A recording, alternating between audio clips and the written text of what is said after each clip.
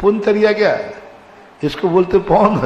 पौंद के नीचे जो बांधे जाए उसका नाम पुनतरिया है। और क्या पुनतरिया बोलते ना, बच्चों को पुनतरिया पहना दो क्योंकि वो गंदगी कर लेगा, और वो जबरदस्ती पहनाते, पहनना नहीं चाहता। स्वभाव को कोई छोड़ता नहीं है। बच्चा कहता है क्या जरूरत पड़ी। जिनसे स्वामी की मां ने पहनाई उनको, उसने फाड़ दी, रोने लगा। यानी जैसे उसको कपड़ा बांधा, पुनतरिया बांधी, तैसे ही वो रो पड़ा। और जब तक वो कपड़ा बंधा रहा वो चुप ही नहीं हुआ। दूध पिला दिया, सब कर दिया, लेकिन वो रोने का रोटी गया। और जैसे ही उसको, क्योंकि पहली बार पहनाई थी, तो सबने समझा कि इसको ये कपड़ा ठीक नहीं लग रहा है, टाइट हो, ढीला किया वो। और जैसे ही वो कपड़ा अलग किया, बच्चा चुप हो गया। जैसे ही कपड़ा पहना है रोना चालू, और कपड़ा खोले तो रोना बंद। बच्चे ने कहा मामला, मां बाप ने सोचा कि क्या मामला है। कपड़े को जैसे ही कपड़े वो उसके पास ले जाएंगे या पहनाएंगे, वो रोना चालू कर देगा। और जैसे ही कपड़ा अलग करेंगे वो तुरंत हंस जाता था। माँ बाप ने कहा कि अब बेटे को जब कपड़ा पसंद ही नहीं तो उन्होंने पहना ही नहीं, पहना ही नहीं। कपड़े 9 साल तक कपड़े नहीं पहना उसको, क्योंकि कपड़ा पहनते ही वो रोना चालू करता था। और 9वें साल में सीधा महाराज के पास गया और 9 साल में दीक्षा मांगी। जब देखा कि उनकी पूरी स्टोरी सुनी, 9 साल तक इसने अभी एक कपड़ा नहीं पहना। बोले नहीं पहना, और कपड़ा पहनाते ही रोता है। महाराज ने भी समझा कि ये इस जन्म का नहीं, पूर्व जन्म का कोई मुनि ही होगा। और महाराज ने पहली दीक्षा थी। अब एक कपड़े उतारने का मंत्र आता है, अब क्या उतरवाएंगे उसे? क्या उतरवाओगे? हमारा आचार्य से कहते ना, अब तुम कपड़े, उसको क्या बोलेंगे? वो तो कहता मैं तो पहने ही नहीं। कैसी आत्मा है, सीधी साधना में उतर गए। बीच में उन्होंने कुछ ग्रहण किया ही नहीं। ये 2 महाराजों के संबंध में आता है, कुंद कुंद के महाराज के और जिनसेन स्वामी के। पद्म पुराण में मंदालसा के 6 पुत्रों के संबंध में ऐसा आता है। तो इसी कहानियों में कितना आनंद आता है, सुनकर कैसा लग रहा है? हाँ, तो अच्छा लग रहा है, तुमने किया क्यों नहीं? बहुत बड़ी चीज है। अब जब कपड़ा ग्रहण कर लिया तो अब तुम कपड़े के बिना रह नहीं पा रहे, और कपड़ा पहनोगे तो गंदा हुए बिना रहेगा नहीं। 2 चीजें ध्यान रखना। कपड़े के बिना रहोगे नहीं तो कपड़ा गंदा हुए बिना रहेगा नहीं। और जब गंदा होगा तो प्रतिदिन कपड़ा बदल नहीं सकोगे, उसको धोने की जरूरत पड़ जाएगी। बस यहां से चला है भक्तिवाद, यहां से चला है पूजा पाठ, यहां से चला है ये सब अभिषेक आदि। यदि तुम डायरेक्ट पीछे चीजें साधना में उतर जाओ, कोई अभिषेक नहीं, कोई पूजा नहीं, कोई पाठ नहीं, कुछ नहीं करना। कपड़ा ही नहीं है तो गंदा होने का सवाल ही नहीं। अब कपड़ा जहां आ गया, अब तो साबुन की जरूरत पड़ेगी। परिग्रह विग्रह मूल हेतु, परिग्रह ही विग्रह का मूल हेतु है। और परिग्रह जब तुम्हारे पास जैसे ही आया, तैसे ही पाप चालू हो जाता है। हवदिवाना हवदिबंधो मदम्बी जीवेद काय चेठा में बंदो धुम विदीदो इदी शमणो छठिया सब। पूज्यवर कुंद कुंद भगवान प्रवचन सार के 4 चुलका में क्या सूत्र दे दिया। बंधु धूम विदिदो यदि समरो छठिया सब। परिग्रह जहां है वह नियम से बंद होगा ही होगा, हो ही नहीं सकता। ध्रुव शब्द ला दिया, बंधो धूम विदिदो, ध्रुव रूप से नियम रूप से उपाधि पाप बंद कराएगी, वो गंदा करेगी। अब जब गंदा होगा तो धोने का उपाय करना पड़ेगा। अब तुम बिना नहाए नहीं रह सकते, क्योंकि 24 घंटे में तुम कहीं ना कहीं गंदे, कभी मन से, कभी वचन से, कभी काया से। आराम और परिग्रह करोगे, ग्रस्त कभी भी 24 घंटे में 1 मिनट भी, कभी ऐसा 1 दिन भी नहीं निकल सकता 24 घंटे में ग्रस्त कभी गंदा ना हो गए, वो गंदा होगा। कितने ही सावधान हो, वृत्ति हो, प्रतिमाधारी हो, गंदा होगा। और जब गंदे होगे तो आपको स्नान जरूरी है। साधु गंदा नहीं होता, इसलिए उसे स्नान की जरूरत नहीं होती, कोई जरूरत नहीं। लेकिन गृहस्थ साधु स्नान करे तो दोष है, और गृहस्थ स्नान न करे तो दोष है। हम लोग स्नान करें तो गलत है। हाँ ठीक है, गर्मी चल रही है तो पानी लगा लेंगे, लेकिन वो धोने का नहीं होगा वो काय का होगा? औषधि के रूप में। नहाने के नाम से नहीं नहा सकते, और गृहस्थ को नहाने के नाम से ही नहाना पड़ेगा। आप कितना भी मान लीजिए, देखना बहुत बड़ी चीज बता रहा हूं। शादी को गर्मी चढ़ी, आपने पानी डाल दिया, माथे पे धो लिया। अब ये स्नान में नहीं आया, क्योंकि भाव क्या था? और आपने, यदि आपको गर्मी चढ़ी और आपने पानी डाल दिया, तो वो गर्मी उतारने को पानी डाला कि स्नान का? तो आपका स्नान नहीं माना जाएगा। महाराज पूरा शरीर तो गीला कर लिया, तुम पानी में भी कूद जाओ तो भी स्नान नहीं माना जाएगा, क्योंकि किस लिए कूदे हो पानी में? बात खत्म। गर्मी उतारने के लिए साधु को पानी में रख दो तो भी उसका स्नान नहीं माना जाएगा, और गर्मी उतारने के लिए गृहस्थ को पानी में रख दो तो भी वो स्नान नहीं माना जाएगा। वो तो औषधि है, शुद्धि हुई नहीं, पूरा शरीर गीला कर लिया, सब कुछ हो गया। आपको स्नान के नाम से 1 लोटा सिर पे ढालना ही पड़ेगा, स्नान के नाम से डालना पड़ेगा। अब मैं स्नान कर रहा हूं,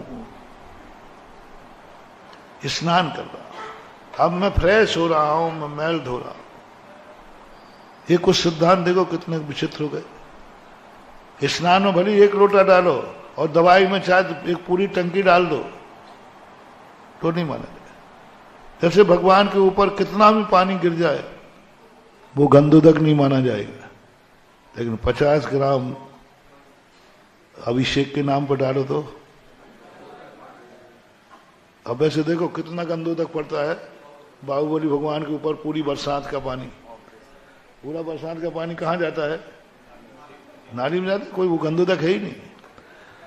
और 1 ग्राम 50 ग्राम भी पानी यदि अभिषेक भाव से डालो, गंधोदक बन जाता है। मूर्ति वही है, सब कुछ वही है, जल भी वही है, लेकिन एक गंधोदक नहीं बना, एक गंधोदक बन गया। दूसरा उदाहरण, मुनिराज के पैर हैं। हम लोग संगा करके आते हैं, शौच से आते हैं, पैर धोते हैं। पैर धोते समय पानी कहाँ बह जाता है? नाली में तो नहीं बहने देता हम लोग देख लेकिन पैरों में बह गया कि नहीं? जमीन में बह गया कि नहीं? अब वही पैर जब तुमने थाली में गंधोदक धुलाए, 1 बूंद नीचे न गिर जाए, 1 बूंद नीचे न गिर जाए। ध्यान रखना, पैर वही है, जब शुद्धि के लिए किए गए तो पानी मिट्टी में जमीन में बह गया, तुम्हारे पैर भी पड़ गए उस पर, देखे सामान बना था। अब उसी को आपने अभिषेक के नाम से नवदा भक्ति में चौके में किया, यहां बोली लेकर किया, अब वो गंधोदक की एक बूंद भी नीचे गिर जाए तो महान दोष का भागीदार है। किसका अंतर? पैर तो वही है ना, जल भी, लेकिन अंतर किस भाव से किया? अब अभिषेक भाव, वो है गंधोदक। उस गंधोदक के लिए लोग कहते कि गंधोदक है। पैर धोने में तो क्या ऐसे ही धो लेते हैं। आपके चौके में जाते हैं तो घर के बाहर पैर धोते ही वो पानी नीचे चला जाता है, लेकिन वही जब अंदर जाकर आप नवदा भक्ति में धोते हैं, वही पैर सारे लोग उसको गंधोदक मान के उठाते हैं। कितना बड़ा साइंस है, कितना बड़ा साइंस है। शरीर पे जल गिरा, गंधोदक नहीं बना, उसी शरीर पे जल ढाला, गंधोदक बन गया। आपका स्नान माना जाएगा, कितनी करो, आपको एक लोटा स्नान करना ही पड़ेगा। उसको बोलते स्नान। संकल्प क्या है? मुनिराज को यदि बरसात में पानी गिर जाता है वो स्नान नहीं माना जाएगा। गिरता है कि नहीं?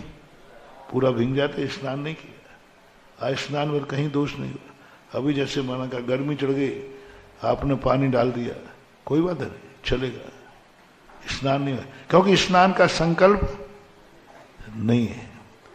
तो आपकी जिंदगी में दो चीजें खतरनाक हैं। आपने वस्त्र लिया है तो वस्त्र गंदा, आप गृहस्थ में रह रहे हो तो आपका शरीर भी गंदा होगा, तो आपको स्नान करना ही पड़ेगा। और इसी गंदे आदमी को स्नान कराने के लिए ये भक्ति रूपी जल आया है। ये सब धर्म नहीं है। पूजा पाठ करना, भक्ताम अभिषेक करना, भक्ताम बना, कोई धर्म नहीं है। ये तो पाप प्रक्षालन जल है। पाप प्रक्षालन, पापों का प्रक्षालन करते हैं। धर्म की कोटि तो आत्मा की पर्याय बनती है जी। धर्म तो आत्मा में से प्रकट होता है। इस अभिषेक से क्या मिला? कौन सा धर्म प्रकट हुआ? कुछ नहीं हुआ। त्वाम सीय कलमस गणोन्मथ नाय देव। पापों का क्षय हुआ, गंदगी दूर हुई। गंदगी दूर हुई, जैसे नहाने से गंदगी दूर होती है, ऐसे ही भगवान की भक्ति से हमारे आत्मा पर लगी हुई गंदगी दूर होती है। धर्म नहीं हुआ। जो गंदा हुआ नहीं उसे भक्ति की जरूरत नहीं। जैसे मुनिराजों को जरूरत ही नहीं भक्ति की, क्योंकि वो गंदे ही नहीं होते। ब्रह्मचारी सदा सुखी, ब्रह्मचारी सदा सुची। और जब आत्मा में रत्नत्रय प्रकट हो जाता है तो 9 मल द्वारों से भरा हुआ शरीर भी पवित्र हो जाता है। यह शरीर में कितनी कुधात्मियां भरी हैं, मल मूत्र आदि सब भरा हुआ है, ये कभी शुद्ध नहीं। सागर के जल सो कीजिए, कभी भी शुद्ध न हो। सागर के जल सो शुचि कीजिए तो भी शुद्ध ना होई।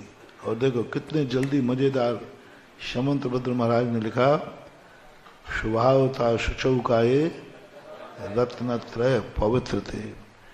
रत्नत्रय धारण करते ही यह मल मूत्र का पिटारा इतना शुद्ध हो गया, इतना शुद्ध हो गया कि जिसके चरणों पर जल ढाला।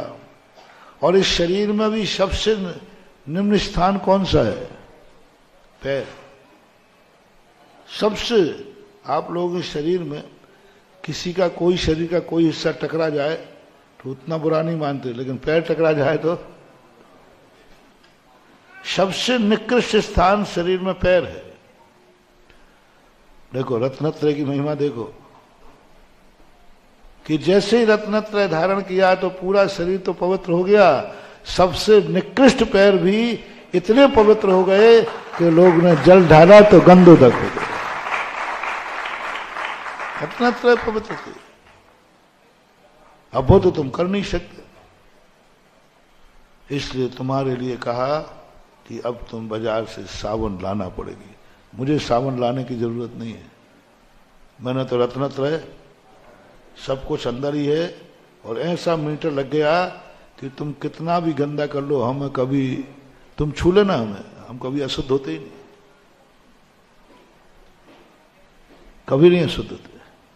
वो तो चंडाल आदि छू लेता है तो वो एक व्यवस्था बनाई गई दंड स्नान की। बाकी हमें शुद्धि लेने की जरूरत ही नहीं। कल भी कहा था, ये तो शुद्धि तुम्हारे चौके कारण लेना पड़ी, हमें शुद्धि लेने की काहे की शुद्धि लो, बताओ क्या है? अशुद्ध कहाँ हूं?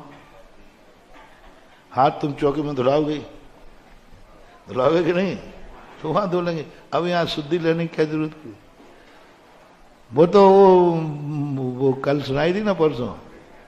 हाँ, भाई बहू क्या बोलते, दादी बहू का चौका गंदा हो जाएगा इसलिए पैर धो लो महाराज।